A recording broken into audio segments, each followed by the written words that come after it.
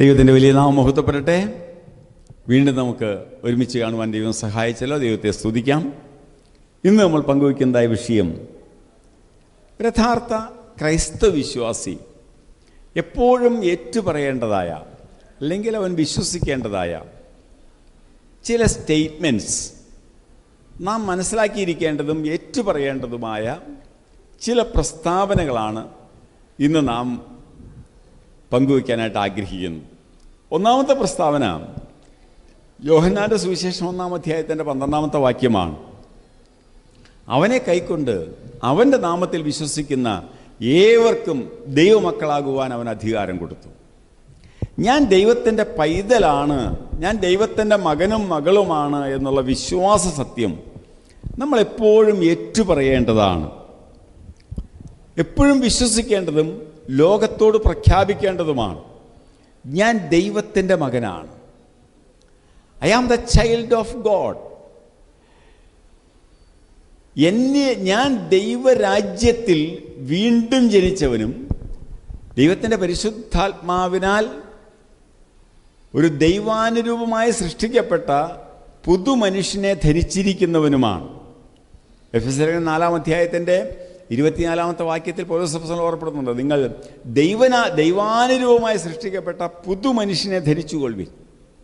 1 യോഹന്നാൻ 3:1 വായിക്കുന്നു, കാൺമീൻ നാം ദൈവമക്കൾ എന്ന് വിളിക്കപ്പെടുവാൻ പിതാവ് നമുക്ക് എത്ര വലിയ സ്നേഹം നൽകി തന്നിരിക്കുന്നു. അപ്പോൾ ദൈവത്തിൻ്റെ വലിയ കൃപയാൽ നാം വീണ്ടും ജനിച്ച് ദൈവമക്കളായി തീർന്നവരാണ്. ഈ ബോധ്യം നമ്മുടെ ഹൃദയത്തിലുണ്ടാകണം. സ്വർഗസ്ഥനായ ഞങ്ങളുടെ പിതാവേ എന്ന് വിളിക്കാനുള്ള അധികാരം ദൈവം നമുക്ക് നൽകി തന്നിരിക്കുന്നു. ഏദൻ തോട്ടത്തിൽ നിന്ന് ആദാമും ഹവ്വായും പുറത്താക്കപ്പെട്ടപ്പോൾ ഈ അവകാശം നഷ്ടപ്പെടുത്തിയതാണ്.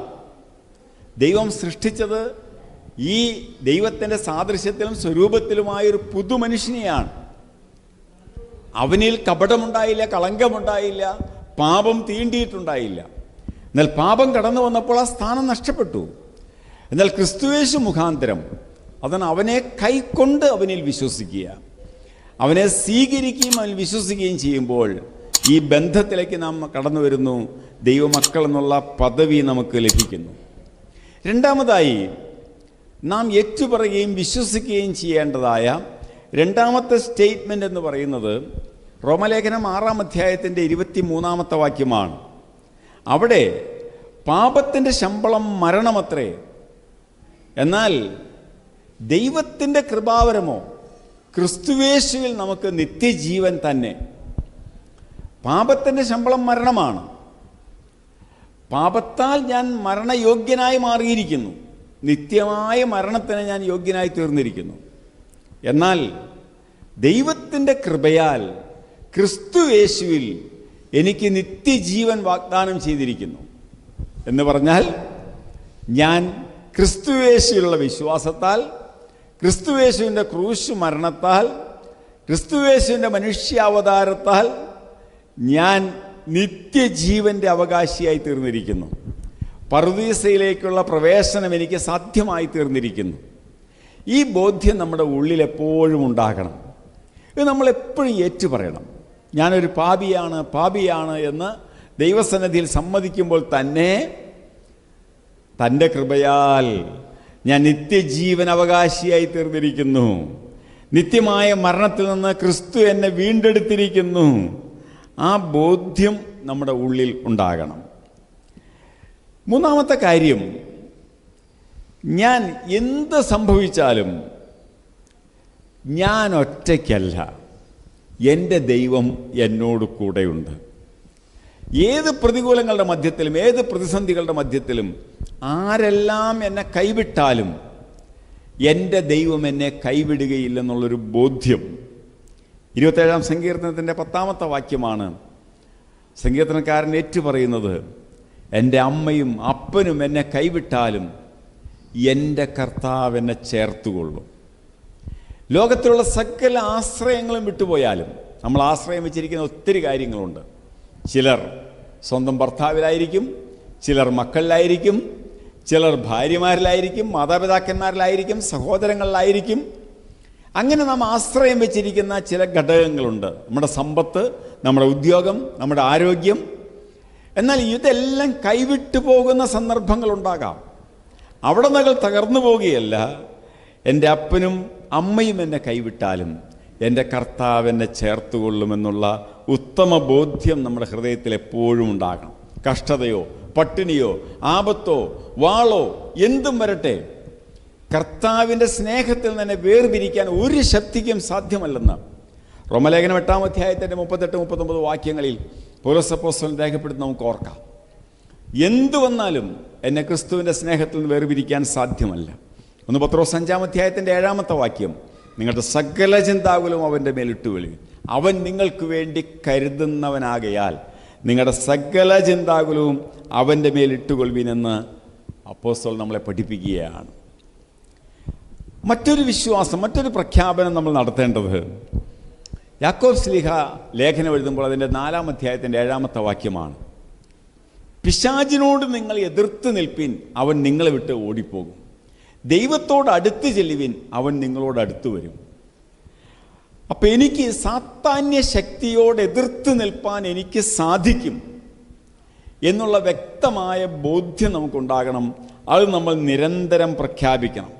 ഞാൻ ഒരിക്കലും പിശാചിന് കീഴ്പ്പെടുന്നവനല്ല, തിന്മയുടെ ശക്തിക്ക് കീഴ്പ്പെടേണ്ടവനല്ല.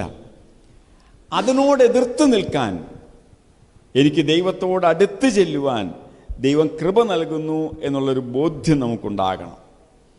I can resist the evil today. എനിക്ക് ഇന്ന് എല്ലാ തിന്മയുടെ ശക്തിയോടും എതിർത്ത് നിൽക്കാനുള്ള കൃപ ദൈവം നൽകിത്തരും. ഒരിക്കലും തിന്മയുടെ ശക്തിക്ക് എന്നെ കീഴ്പ്പെടുത്താൻ സാധ്യമല്ലെന്നുള്ള ഒരു ബോധ്യം നമുക്കുണ്ടാകുക. അങ്ങനെ ചിന്തിക്കുന്നവർ ഒരു കാര്യം ചെയ്യണം, സ്വയത്തെ ത്യജിക്കാനായിട്ട് നമുക്ക് സാധിക്കണം. മത്തായിയുടെ സുവിശേഷം 16-ാം അധ്യായത്തിൻ്റെ 24-ാമത്തെ വാക്യത്തിൽ വായിക്കുന്നത്, തന്നെത്താൻ ത്യജിച്ച് തൻ്റെ ക്രൂശെടുത്ത് എന്നെ അനുഗമിക്കാത്ത ആർക്കും എൻ്റെ ശിഷ്യനായിരിക്കാൻ സാധ്യമല്ലെന്നാണ്. അപ്പം തന്നെത്താൻ ത്യജിക്കുക എന്നുള്ള ഒരു വലിയ പ്രക്രിയ അവിടെ നടക്കേണ്ടതായിട്ടുണ്ട്. പിശാചിനോട് എതിർത്ത് നിൽക്കണമെങ്കിൽ ഒരു സ്വയത്യാഗം ആവശ്യമാണ്.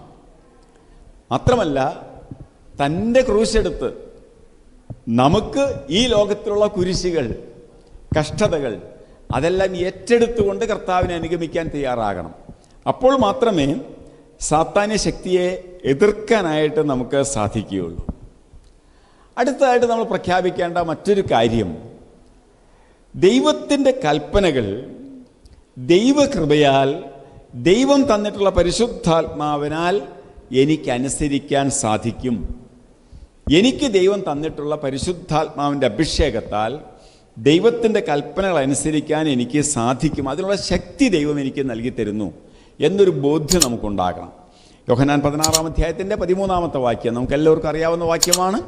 കാര്യസ്ഥൻ നിങ്ങളുടെ മേൽ വരും, നിങ്ങളുടെ അടുക്കൽ വരും, അവൻ വന്നാൽ നിങ്ങളെ സകല സത്യത്തിൽ വഴി നടത്തും എന്ന് പറഞ്ഞാൽ അതിൻ്റെ അർത്ഥം, പരിശുദ്ധാത്മാവിൻ്റെ അഭിഷേകം എനിക്കുണ്ടെങ്കിൽ, ദൈവത്തിൻ്റെ വലിയ വാഗ്ദാനം ദൈവം എനിക്ക് നൽകി തന്നിരിക്കുന്നു, അതെനിക്കുണ്ടെങ്കിൽ എനിക്ക് തീർച്ചയായും ദൈവത്തിൻ്റെ കൽപ്പന അനുസരിക്കാനായിട്ട് സാധിക്കും. ഇന്ന് പലരും പറയുന്നത് ദൈവത്തിൻ്റെ കൽപ്പന അനുസരിക്കാനൊന്നും നമുക്ക് ആർക്കും സാധ്യമല്ലെന്നാണ്. ശരിയാണ്, മാനുഷികമായി നമുക്ക് കഴിവില്ല. മനുഷ്യനെന്നുള്ള നിലയിൽ നമ്മൾ അശക്തരാണ്. എന്നാൽ അതിനായിട്ടാണ് കർത്താവ് വാഗ്ദാനം ചെയ്തത്, ഞാൻ പോയാൽ കാര്യസ്ഥനെ നിങ്ങളുടെ അടുക്കിലേക്ക് അയക്കാം,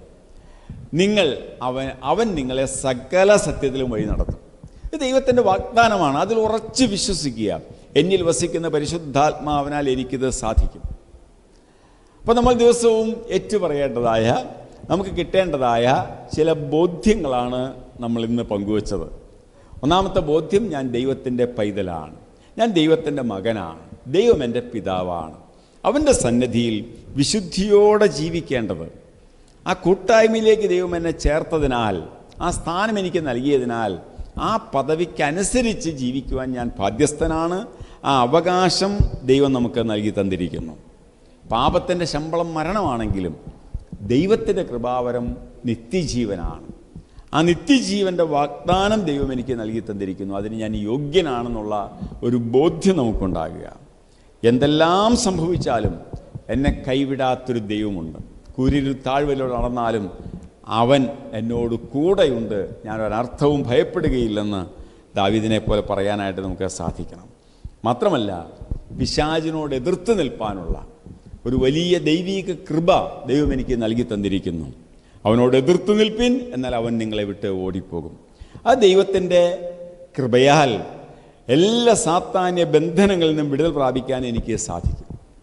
അതുപോലെ തന്നെ പരിശുദ്ധാത്മാവിൻ്റെ അഭിഷേകത്താൽ ദൈവത്തിൻ്റെ കൽപ്പനകൾ അനുസരിക്കുവാനുള്ള വലിയൊരു ശക്തിയും അഭിഷേകവും ദൈവം എനിക്ക് നൽകി തന്നിരിക്കുന്നു. ഇത്രയും കാര്യങ്ങൾ നമ്മുടെ ജീവിതത്തിൽ അന്വർത്ഥമാക്കുവാൻ, അതെപ്പോഴും ഏറ്റുപറയുവാൻ, ആത്മാവിൽ വലിയൊരു വളർച്ച പ്രാപിപ്പാൻ നമുക്ക് എല്ലാവർക്കും ഇടയാകട്ടെ എന്ന് പ്രാർത്ഥിക്കുന്നു, ആശംസിക്കുന്നു. കാരണവാനായ ദൈവമേ, സ്വർഗീയ പിതാവേ, കേൾപ്പിച്ച ഈ വചനങ്ങൾക്കായിട്ട് നന്ദിയോടെ തന്നെ ഞങ്ങൾ സ്തുതിക്കുന്നു. കർത്താവേ, ഇതനുസരിച്ച് ജീവിപ്പാൻ എൻ്റെ വലിയ അഭിഷേകവും കൃപയും ഞങ്ങൾ നിറയ്ക്കുമാറാണെന്ന് പ്രാർത്ഥിക്കുന്നു. സകല മഹത്വം തൃപ്പാദങ്ങളിൽ പിതാവിൻ്റെയും പുത്രൻ്റെയും പരിശുദ്ധാത്മാവിൻ്റെയും നാമത്തിൽ തന്നെ ആമേൻ.